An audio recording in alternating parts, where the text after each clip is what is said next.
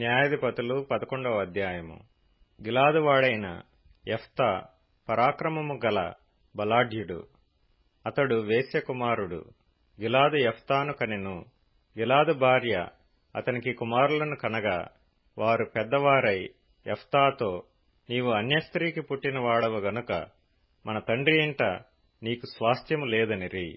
యెఫ్తా తన సహోదరుల యొద్ద నుండి పారిపోయి టోబు దేశమున నివసింపగా అల్లరి జనము యెఫ్తా యొద్దకు వచ్చి అతనితో కూడా సంచరించుచుండెను.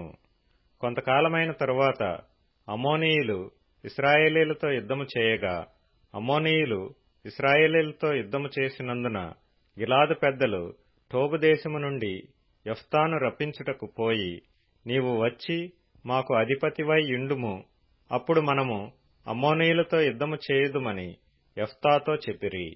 అందుకు యెఫ్తా, మీరు నాయందు పగపట్టి నా తండ్రి ఇంట నుండి నన్ను తోలివేసితిరే, ఇప్పుడు మీకు కలిగిన శ్రమలో మీరు నా యొద్దకు రానేలా అని గిలాదు పెద్దలతో చెప్పెను.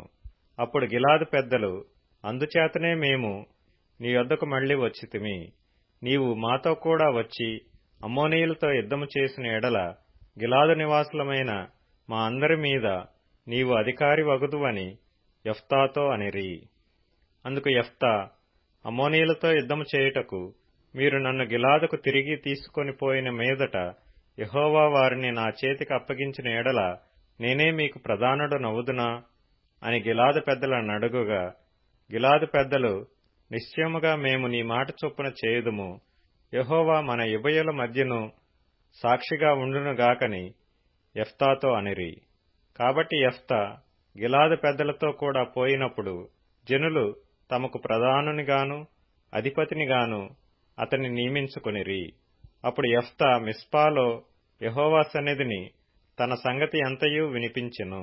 యెఫ్తా అమ్మోనీయుల రాజునొద్దకు దూతలను పంపి, నాకును నీకును మధ్య ఏమి జరిగినందున నీవు నా దేశము మీదికి యుద్ధమునకు వచ్చియున్నావని అడుగగా, అమ్మోనీయుల రాజు, ఇశ్రాయేలీయులు ఐగుప్తులో నుండి వచ్చినప్పుడు వారు అర్నోను మొదలుకొని యబ్బోకు వరకును యొర్దాను వరకును నా దేశము ఆక్రమించుకొనినందుననే నేను వచ్చియున్నాను.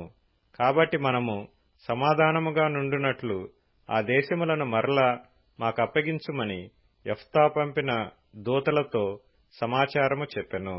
అప్పుడు యెఫ్తా మరలా అమ్మోనీయుల రాజునొద్దకు దూతలను పంపి ఇట్లనెను, యెఫ్తా సెలవిచ్చినదేమనగా, ఇశ్రాయేలీయులు మోయాబు దేశమునైనను అమ్మోనీయుల దేశమునైనను ఆక్రమించుకొనలేదు. ఇశ్రాయేలీ